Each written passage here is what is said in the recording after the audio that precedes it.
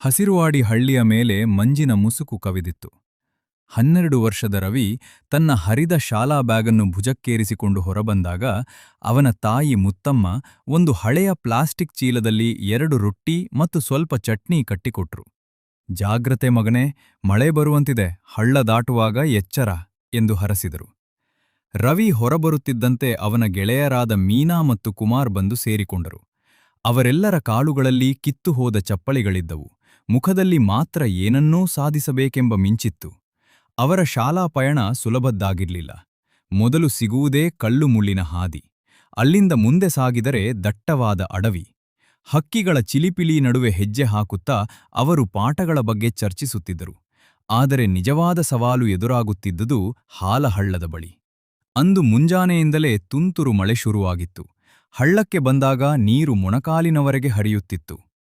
ಇವತ್ತು ನೀರು ಜಾಸ್ತಿ ಇದೆ ರವಿ, ಶಾಲೆಗೆ ಹೋಗುವುದು ಬೇಡವಾ ಎಂದು ಮೀನಾ ಅಂಜಿಕೆಯಿಂದ ಕೇಳಿದಳು.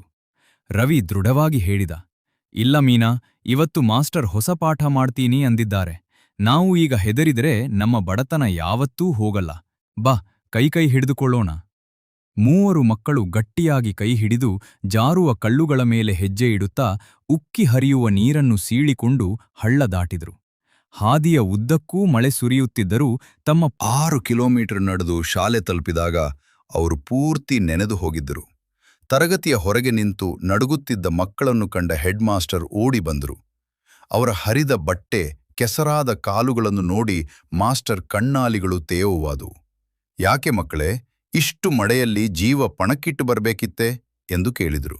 ಅದಕ್ಕೆ ರವಿ ವಿನಯದಿಂದ, ಸಾರ್, ನಮಗೆ ಬೇರೆ ಆಸ್ತಿ ಇಲ್ಲ, ಈ ಓದೊಂದೇ ನಮ್ಮ ಬದುಕನ್ನು ಬದಲಿಸಬಲ್ಲದು ಎಂದನು. ಆನಂತರ ಪರೀಕ್ಷೆಯಲ್ಲಿ ಬರೆಯಲು ಕೊಠಡಿಯಲ್ಲಿ ಕುಳಿತುಕೊಂಡರು. ಪರೀಕ್ಷೆಯನ್ನು ಅತ್ಯುತ್ತಮ ಚೆನ್ನಾಗಿ ಬರೆದು ಎಲ್ಲಾ ವಿದ್ಯಾರ್ಥಿಗಳು ಬೇರೆ ಊರಿನಲ್ಲಿ ವಿದ್ಯಾಭ್ಯಾಸ ಮಾಡಲು ಹೋದರು. ವರ್ಷಗಳು ಉರುಳಿದವು. ಅದೇ ಹಸಿರುವಾಡಿ ಹಳ್ಳಿಯ ಹಾಲಹಳ್ಳದ ಮೇಲೆ ಇಂದು ಭವ್ಯವಾದ ಸೇತುವೆ ಇದೆ. ಅದರ ಪಕ್ಕದಲ್ಲೇ ಒಂದು ದೊಡ್ಡ ಸರ್ಕಾರಿ ಶಾಲೆ ತಲೆ ಎತ್ತಿದೆ. ಈ ಬದಲಾವಣೆಗೆ ಕಾರಣ ಮತ್ಯಾರೂ ಅಲ್ಲ.